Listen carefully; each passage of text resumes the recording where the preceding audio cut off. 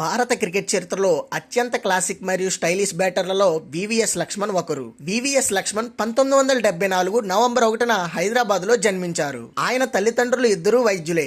లక్ష్మణ్ కూడా మొదట మెడిసిన్ చదవాలని అనుకున్న క్రికెట్ మీద ఉన్న మక్కువతో క్రీడా రంగాన్ని ఎంచుకున్నారు. గ్రౌండ్ నలుమూలలా అద్భుతమైన టైమింగ్ తో ఆయన ఆడే ఫ్లిక్ షాట్లు, డ్రైవ్లు చూస్తుంటే కనువిందుగా ఉండేది. అందుకే ఆయనను ప్రపంచవ్యాప్త క్రికెట్ అభిమానులు ప్రేమగా వెరీ వెరీ స్పెషల్ అని పిలుచుకుంటారు. లక్ష్మణ్ కెరీర్ లో అత్యంత చారిత్రాత్మక ఘట్టం 2001లో కోల్కతాలోని ఈడెన్ గార్డెన్స్ లో ఆస్ట్రేలియాపై ఆడిన 281 పరుగుల ఇన్నింగ్స్. ఫాలో ఆన్ ఆడుతున్న తరుణంలో ఓటమి ఖాయమనుకున్న స్థితిలో రాహుల్ ద్రావిడ్ తో కలిసి లక్ష్మణ్ చేసిన ఆ పోరాటం క్రికెట్ చరిత్రలోనే ఒక అద్భుతం.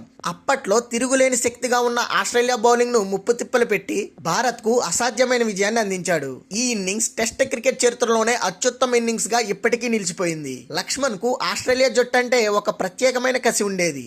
ఆసీస్ బౌలర్లు గ్లెన్ మెగ్రాత్, షేన్ వార్న్ వంటి దిగ్గజాలను సైతం తన మణికట్టు మాయాజలంతో ధీటుగా ఎదుర్కొనేవాడు. ఆస్ట్రేలియాపై ఆయన సాధించిన రికార్డులు చూస్తే ఆ జట్టుకు లక్ష్మణ్ ఒక పీడకలలా ఉండేవారనే అర్థమవుతుంది. జట్టు కష్టాల్లో ఉన్నప్పుడు లోయర్ ఆర్డర్ బ్యాటర్లతో కలిసి విలువైన భాగస్వామ్యం నెలకొల్పడంలో లక్ష్మణ్ సిద్ధహస్తుడు. ఆయన బ్యాటింగ్ చూస్తుంటే ఒత్తిడి కూడా తలవంచాల్సిందే.